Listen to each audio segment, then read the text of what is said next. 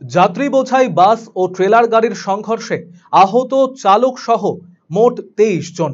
বৃহস্পতিবার দুর্ঘটনাটি ঘটেছে শিলিগুড়ি জলপাইগুড়ি জাতীয় সড়কের ফাটাপুকুরের কাছে।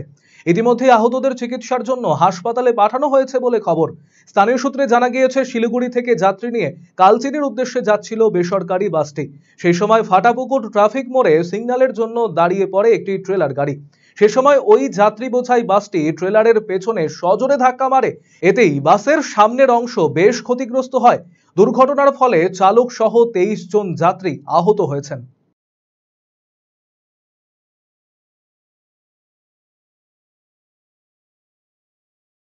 বাড়িতে ছিলাম, বাড়িতে ফোন করে আওয়াজ শুনলাম জোরে যে অ্যাক্সিডেন্ট হয়েছে। পরে এসে দেখলাম ট্রাকের পিছনে সিগন্যাল দিছিল, লাল রেড সিগন্যাল দিছিল, ট্রাকের পিছনে ট্রাক দাঁড়ায় পড়ছে, ট্রাকের পিছনে বাস রোল করে ব্রেক রোল করে গিয়ে বাস মাইরে দিচ্ছে।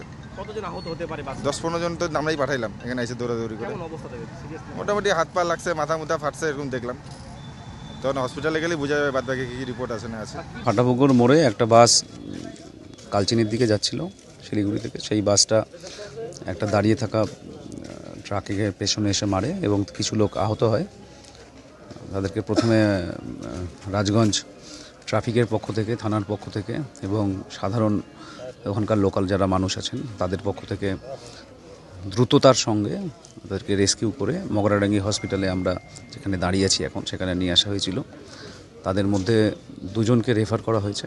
একজন NBMC-তে যাচ্ছেন আর একজন জলপাইগুড়ি সদর হসপিটালে। বাকিদের এখানে প্রাইমারি চিকিৎসার পর তাদেরকে করে দেওয়া হচ্ছে, রিলিজ করে দিয়েছে। টোটাল যেটা একটা খবর যেটা পাওয়া গেছে, টোটাল 23 জন আহত হয়েছে এখানে।